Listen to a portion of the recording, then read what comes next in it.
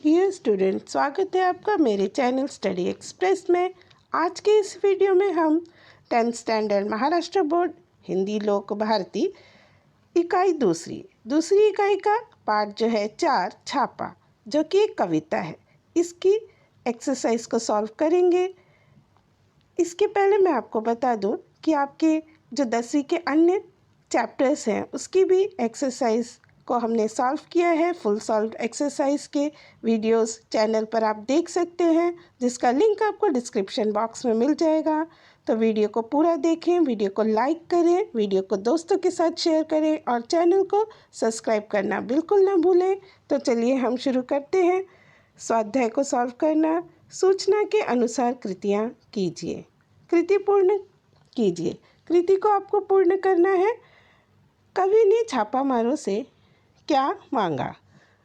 कवि ने छापामारों से पहले तो धन और दूसरा तख्त, धन और तख्त मांगा था। दूसरा है घरों की स्थिति दर्शाने वाली पंक्तियाँ, समृद्ध और अभावग्रस्त। समृद्ध में आपका क्या आएगा? देखिए, समृद्ध में आपका आ जाता है जिनके घरों में सोने चांदी के पलंग और सोफे हैं, वो घर कैसे हैं? समृद्ध हैं। अभावग्रस्त घर कैसे होते हैं? जिनके घरों में बैठने का कुछ भी सामान नहीं होता है।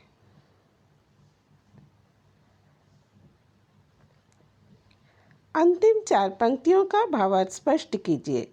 कविता की अंतिम 4 पंक्तियों में कवि छापा मारने वाले अधिकारियों को सुझाव दे रहे हैं। जो 4 पंक्तियां हैं उसमें कवि क्या कर रहे हैं? छापा मारने वालों को सुझाव दे रहे हैं। वे क्या कह रहे हैं? वे कहते हैं कि जिनके घरों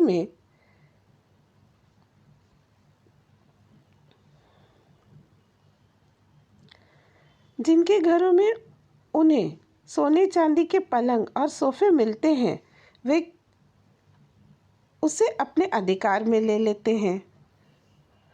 उनका यह कार्य सराहनीय है। किंतु जिनके घरों में बैठने के लिए कुछ भी नहीं मिलता, उनके घरों में बैठने के लिए उन्हें एक तख्त ज़रूर डलवा देना चाहिए।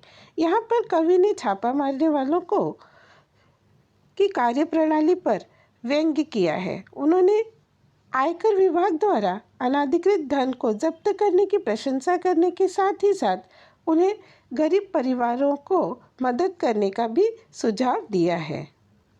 अब आता है संजाल पूर्ण करने के लिए। संजाल को पूर्ण करना है। ये वस्तुएं खाली थीं।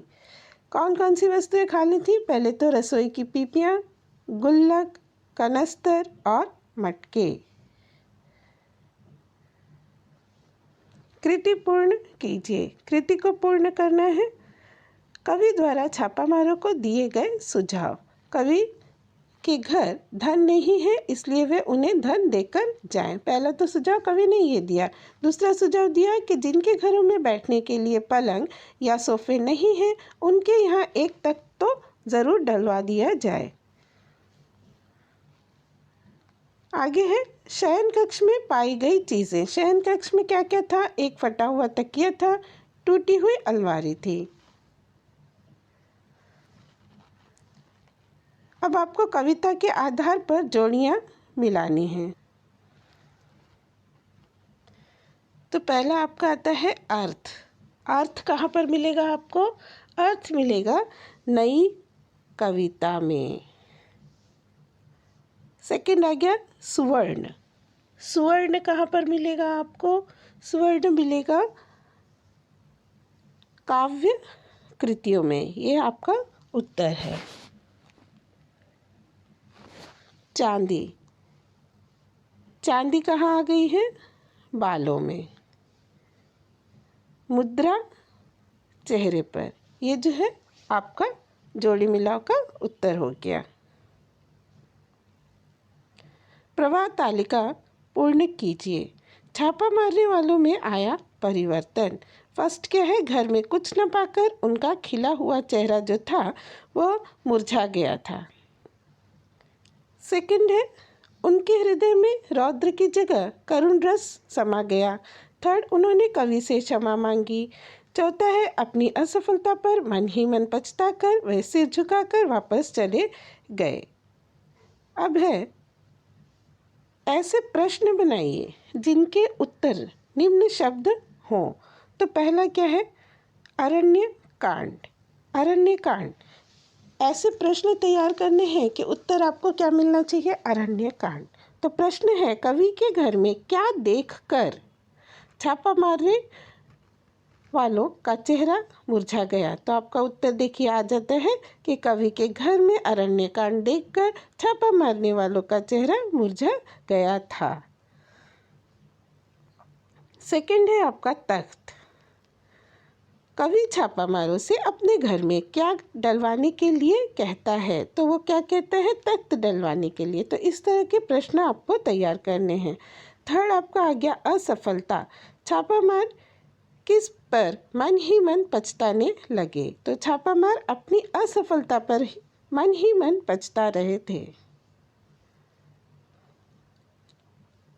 अंधीकृत, छापा मारने वाले कवि का किस प्रकार से अर्जित अर्थ मांग रहे थे? छापा मारने वाले कवि का किस प्रकार से अर्जित अर्थ मांग रहे थे? अब आता है सोना, चांदी, अर्थ और मुद्रा। इन शब्दों के विभिन्न अर्थ बताते हुए कविता के आधार पर इनके अर्थ हमें लिखने हैं।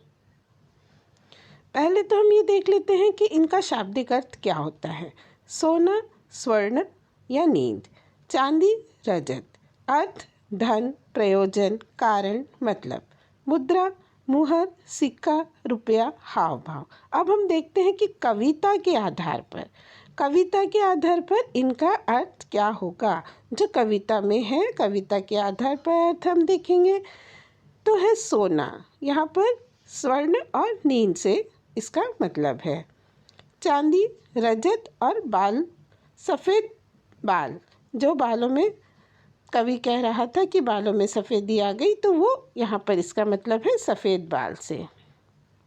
अब आ जाता है आपका अर्थ, धन और मतलब, मुद्रा, रुपया, और जो कवि कह रहे थे कविता में हाव भाव, जो उनके चेहरे पर मुद्राएं, हाव भाव।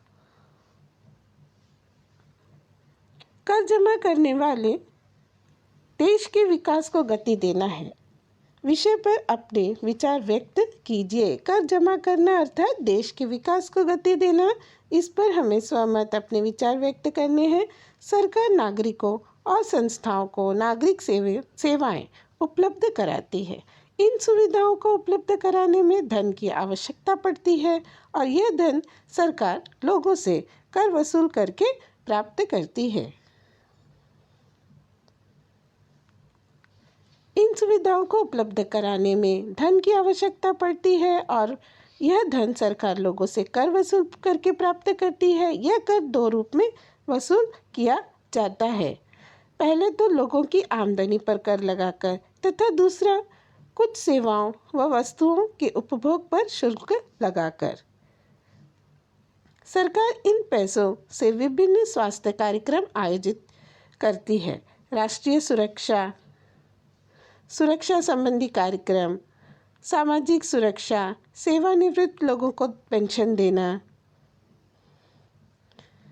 चिकित्सा देखभाल, शिक्षा कार्यक्रम आदि का भुगतान करती है और देश के विकास को गति देती है। यदि जनता कर अदा नहीं करेगी तो सरकार ये सारी सुविधाएं आम नागरिकों को उपलब्ध नहीं करा पाएगी। इसका परिणाम देश के विकास पर भी पड़ेगा। अतः देश के विकास हेतु कर जमा करना अत्यंत ही आवश्यक है। अब हम बढ़ते हैं हमारे उपयोजित लेखन पर। उपयोजित लेखन में आपको दिया गया है कि पुस्तक प्रदर्शनी और उसकी बिक्री पर आपको एक विज्ञापन तैयार करना है। पुस्तक प्रदर्शनी और बिक्री पर विज्ञापन, एक ऐड बनानी है। तो मैंने बनाई है आपके लिए, यहाँ पर देखिए, विश्व पुस्तक मेला 2021, श्री गणेश पुस्तक मंडल द्वारा आयोजित मुंबई का सबसे बड़ा विश्व पुस्तक मेला। मोबाइल की स्क्रीन से किताबों की दुनिया तक आइए आइए आइए। ठीक है, अब यहाँ पर दिया गया है कि आपको इसके लिए क्या मिल रहा है, 25 से 30% तक की छूट दी गई है। ऑफ़र दिए जाते हैं तो यहाँ पर आप उन्हें बताएंगे कि यहाँ पर हम 25 से 30% की छूट दे रहे हैं। और अगर आप पुस्तक खरीदते हैं, अगर आप ज़्यादा पुस्तक खरीदते हैं तो आपको पुस्तकालय की सदस्यता मुफ्त दी जाएगी। जो लाइब्रेरी होती है, लाइब्रेरी के भी आप सदस्य बन सकते हैं। लैंग्वेज का पेपर होता है, बहुत कम टाइम मिलता है, लेकिन अगर आप लिखते हैं स्पीड में और अगर आपके पास टाइम बचता है, तो आप एक छोटी सी किताब का फ़ोटो भी यहाँ पर बना सकते हैं।